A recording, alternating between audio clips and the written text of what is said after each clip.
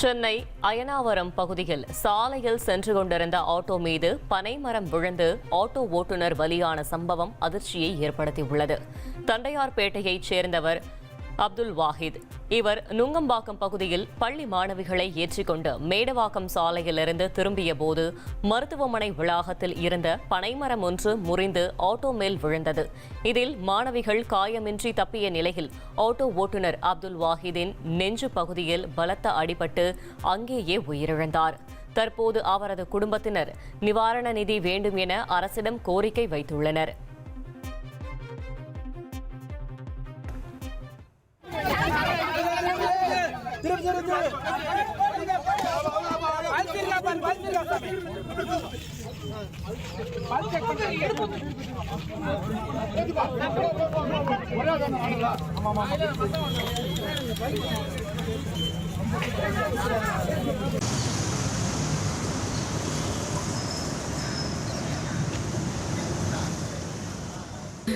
வேலைக்கு போறேன்னு சொன்னார். அவரு வேலைக்கு போறேன்னு சொன்னார். சவாரிக்கு தான் போனார். தினமும் காலைல இப்படி தான் சவாரிக்கு போவார்.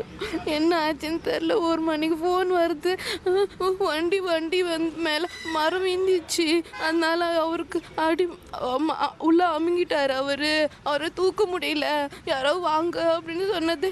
ஒரு ஹவுஸ் ஓனரை கூட்டிகிட்டு வந்தார். அது பார்த்துக்கணும். அவனே இல்லைன்னு சொல்றான்.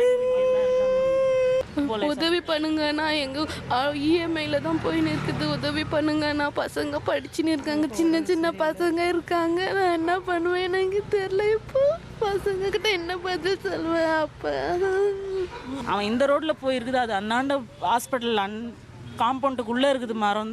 அந்த மரம் அவன் ஆட்டோ மேலே விழுந்து அப்படியே நொறுங்கி நெஞ்சில் இதுவாகி தான் என் தம்பி ஆம்புலன்ஸ் ஏற்றிட்டு வழியிலே இறந்துட்டான். முதலமைச்சருக்கு தான் கோரிக்கை வைக்கணும். அவங்க சின்ன பசங்களை வச்சுட்டு இருக்கான். அவன் ஆட்டோவும் இந்த மாதிரி ஆயிடுச்சு. ஏதாவது அவரை பார்த்து ஏதாவது அந்த குடும்பத்துக்கு ஏதாவது செஞ்சால் கொஞ்சம் நல்லாயிருக்கும். டியூவில் தான் ஆட்டோவே வாங்கி அவர் ஓட்டிகிட்டு இருந்திருக்காரு. அவர் எல்லாமே டியூவில் தான் பண்ணியிருக்காரு. காலைல 6 மணிக்கு போனவர் 10 மணிக்கு ஃபோனும் பண்ணார். 12 மணிக்கு பார்த்தா போலீஸ் ஃபோன் வருது. இது மாதிரி மரம் விழுந்துச்சு சொல்லிட்டு. மரம் வேரோட சாஞ்சிருக்கு அப்படியே. அந்த மரம் அகட்டாதது எவ்வளோ பெரிய இதுன்னு தெரியல. அதெல்லாம் இன்னும் எவ்வளோ பேர் இதாக போகிறாங்கன்னு தெரியல. இன்னும் அங்கே நிறைய மரங்கள் இருக்குது. அந்த ஸ்பாட்டில் போய் பார்த்தீங்கன்னா உங்களுக்கே தெரியும்.